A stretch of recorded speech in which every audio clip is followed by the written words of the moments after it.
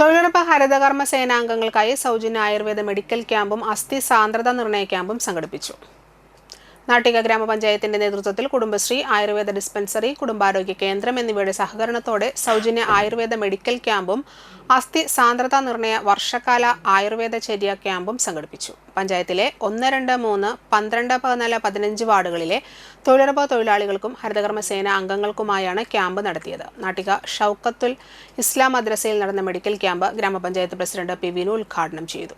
Ayurveda medical officer doctor Lalu TR ചടങ്ങിൽ അധ്യക്ഷത വഹിച്ചു. ക്ഷേമകാര്യ standing committee chairman PM Siddique, panchayat അംഗങ്ങളായ Sindhu Sidhaprasad, Sajini Unniyarampurakkal, panchayat secretary Nithin, CDS chairperson Raji Ranjan എന്നിവർ സംസാരിച്ചു. ക്യാമ്പിന്റെ ഭാഗമായി നടന്ന ബോധവൽക്കരണ ക്ലാസുകളിൽ നാട്ടിക കുടുംബാരോഗ്യ കേന്ദ്രം medical officer doctor KS Kishore പകർച്ചവ്യാധി പ്രതിരോധത്തെക്കുറിച്ചും, Edathiruthi NHM medical officer doctor Hema Malini അസ്ഥി സാന്ദ്രത നിർണയം, വർഷകാല ആയുർവേദ ചര്യ എന്നിവയെക്കുറിച്ചും വിശദീകരിച്ചു. Doctor Arathi, doctor Lalu, doctor Jyothilakshmi എന്നിവർ രോഗികളെ പരിശോധിച്ചു.